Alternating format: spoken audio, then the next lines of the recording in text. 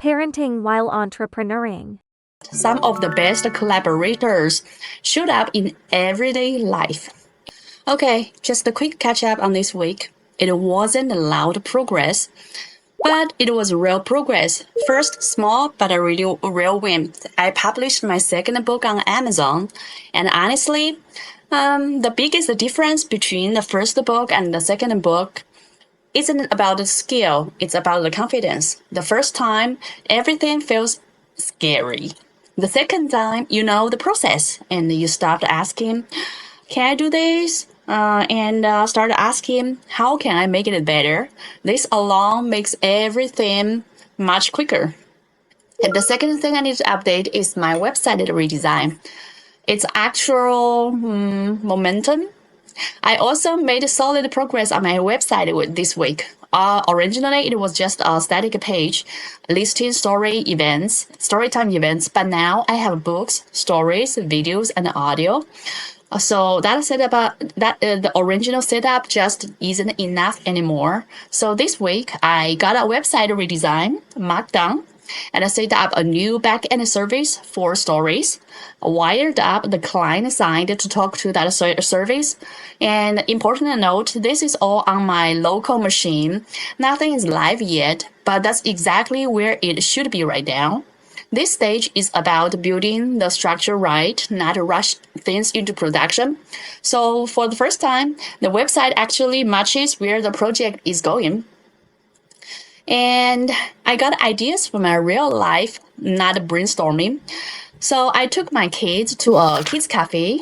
They played, they socialized, and I observed. And I was just watching my kids. I was watching the space, the layout, and what kept kids engaged, and what felt chaotic, what felt calm.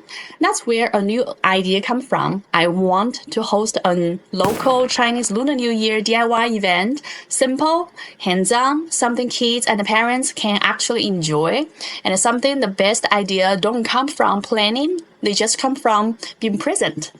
And there's another unexpected but valuable connection happening during this week. Later this week, I went to a mom's gathering. We were making 2026 bingo boards, very casual. One of the mom is a digital marketer, and we ended up having a really, really good conversation about the content, audience, and also consistency. Nothing formal, no pitching, just the real insight shared naturally. And it reminded me that some of the best collaborators showed up in everyday life. And looking at this week as a whole, if I step back, I had a second book published and a website moving from idea to structure, a new event concept forming, and a real conversation with the right people. None of this feel flashy, but it feels sustainable. And one thing I learned during this week, if you are building something, especially with kids, the second time is always easier. Your tools need to grow with your project. And also, real life is often better research than Google. Wrap up.